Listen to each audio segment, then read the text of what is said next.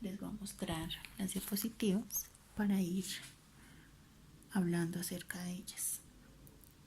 Entonces hablamos que Juan Amos Comenio, siglo XVII, antes de la Revolución, tenía una frase muy conocida o una frase muy filosófica que decía que enseñar todo a todos.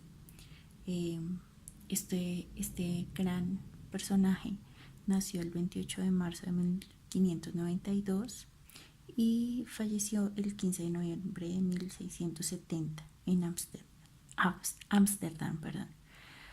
Su ocupación fue filósofo, pedagogo y teólogo de creencias religiosas. Una de sus obras más conocidas fue la Didáctica Magna y la Puerta Abierta a las Lenguas.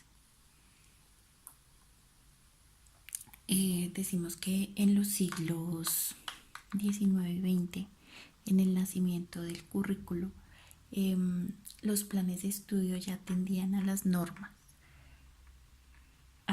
del Estado, pasando de un contexto personal a un contexto orientado a la ciudadanía como en una visión social y económica. Se inició una gran evolución de la pedagogía en las disciplinas que definieron, como fueron la filosofía, la psicología, la historia, la sociología, la economía, la antropología y la medicina. Entonces todas estas disciplinas se enfocaron o iniciaron desde la pedagogía. Entonces desde allí podemos ver el gran proceso que tuvo esta evolución. Se inició la transformación tecnológica y ya se tuvo una aceptación con respecto a la tecnología. Entonces ya la tecnología pasaba en ser parte de la enseñanza y el aprendizaje. No fue fácil esta transformación porque la docencia o el aprendizaje se basaba básicamente en lo técnico. Era muy tradicional en ese entonces. Fue cuando entonces se inició la tecnología con los electrodomésticos, con la televisión, videojuegos, la cámara digital, el celular, los mensajes de texto, el internet, las redes sociales. Todo esto fue un boom para la sociedad.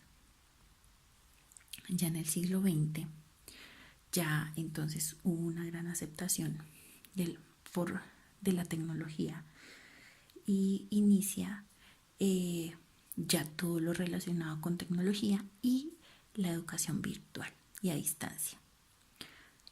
Todo esto basado por el Ministerio de Educación Nacional. Se inicia como una educación a distancia, ya que nace de una necesidad de aquellas personas que no podían en ese entonces ir a estas escuelas por cuestión de distancia, por cuestión de tiempo, de desplazamiento. Entonces se inició la educación a distancia. La educación a distancia genera la evolución y trae consigo a la educación virtual. Y la educación virtual pues se apoya de las tecnologías de la información y la comunicación, donde permiten desarrollar lo que es entonces el aprendizaje y las teorías. La educación virtual se apoya en las TIC. Entonces ya decimos que también se habla de la educación mediana por tecnología, que ya va acompañado de un modelo pedagógico innovador y creativo que le dé sentido a su uso y que se renueve de manera continua y transforme con base en propuestas acordes a los planteamientos del nuevo siglo. Entonces se tienen en cuenta estos planteamientos. Existe una gran diferencia entre la educación tradicional y la educación virtual.